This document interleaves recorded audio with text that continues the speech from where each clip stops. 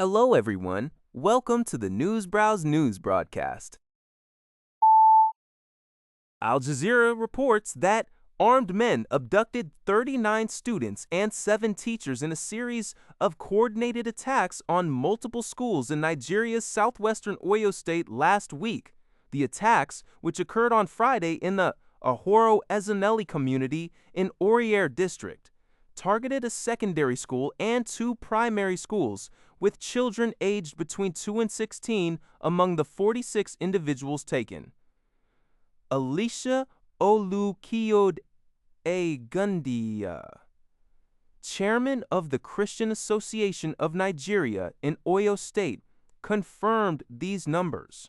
Nigerian President Bola Tinubu condemned the incident as barbaric and stated that the federal government is collaborating with Oyo State authorities to rescue the victims, anticipating an imminent breakthrough. Governor Olusai Abiyodun Makin announced that one abducted teacher was killed on Sunday, citing a video. Authorities have since arrested 6 suspects, including alleged informants and logistics suppliers for the kidnappers.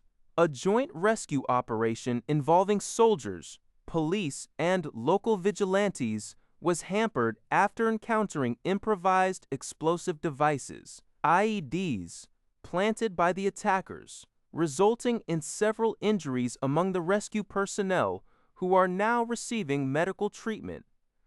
Mass kidnappings by criminal gangs exploiting weak security have become a significant challenge across Nigeria, though such incidents are uncommon in the southwestern region.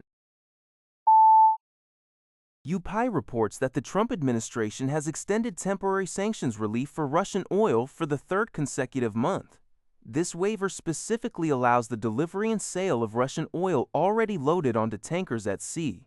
Treasury Secretary Scott Bessent announced the 30-day reprieve on social media, stating it would provide the most vulnerable nations with the ability to temporarily access Russian oil currently stranded at sea and help stabilize the physical crude market. This decision comes amidst an ongoing energy crisis sparked by the U.S. war with Iran, which began on February 28th. However, the sanctions relief has drawn sharp criticism from Democrats and Ukrainians who argue it undercuts efforts to cripple Russia's war funding. Ukrainian President Volodymyr Zelenskyy previously stated that every dollar paid for Russian oil fuels the war. Democratic Senators Jean Shaheen and Elizabeth Warren called the waiver a dangerous and indefensible gift to Russian President Vladimir Putin, asserting that it enables the Kremlin to finance its illegal war against Ukraine and benefits Russia by removing the risk of sanctions, allowing it to charge higher prices. They contend that this weakness will invite more aggression and prolong the conflict in Ukraine. Massive floods and landslides have caused at least 10 fatalities across southern and central China. The China Meteorological Administration has issued elevated orange alerts for heavy rain and severe stormy weather, warning that the extensive precipitation system is entering its most destructive phase.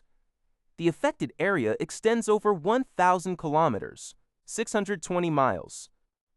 Authorities have activated a level IV emergency response in Hunan and Guangxi provinces, while maintaining the same tier for Hubei, Chongqing, and Guizhou.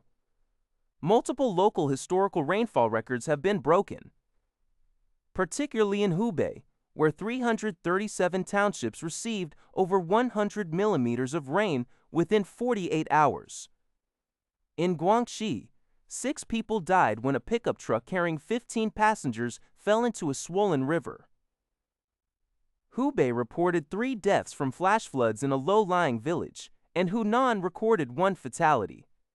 Schools, businesses, and transport services have been suspended in affected regions, with evacuations underway.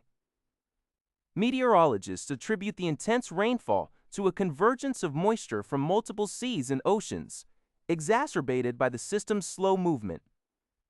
Severe weather is expected to shift east and south along the Yangtze River in the coming days. Al Jazeera. According to Liberty Times, after more than 4 years of war, the European Union is beginning to shift its stance, moving from a position of refusing direct engagement with Russia to expressing a willingness to negotiate with Moscow to end the conflict.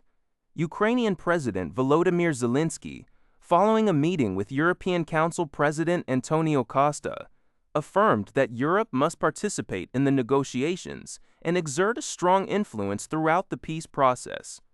The challenge, however, lies in identifying a clear and universally acceptable negotiating representative for Europe. While leaders from the European Commission, the European Council, and the European Parliament are potential candidates, no single individual has garnered sufficient approval from all parties. Russian President Vladimir Putin recently proposed former German Chancellor Gerhard Schroeder for the role, but Schroeder's close ties to Putin led to Europe's swift rejection of this suggestion. Costa had previously indicated the possibility of EU-Putin talks, a prospect that Zelenskyy supports. The Kremlin, for its part, stated that Putin has always been ready for dialogue with anyone, and Moscow would be prepared to advance talks if Europe showed willingness, but emphasized that Russia would not initiate such contact given Europe's current stance. Taiwan's parliament has decisively voted down a motion seeking to impeach President Ching-te. The motion, put forth by opposition parties who accused President Lai of dictatorial administrative operations, failed to garner the required two-thirds majority. On Tuesday, 56 lawmakers voted in favor of the impeachment bid, while 50 opposed it, falling short of the constitutional threshold. This development occurs as President Lai marks his second year in office, facing a significant legislative challenge. Opposition parties hold a majority in the legislative body and have been increasingly assertive, notably cutting a special defense budget by nearly 40% in May. The news was reported by NHK Seoul Night. That's all for this video. Thank you for watching. See you in the next video.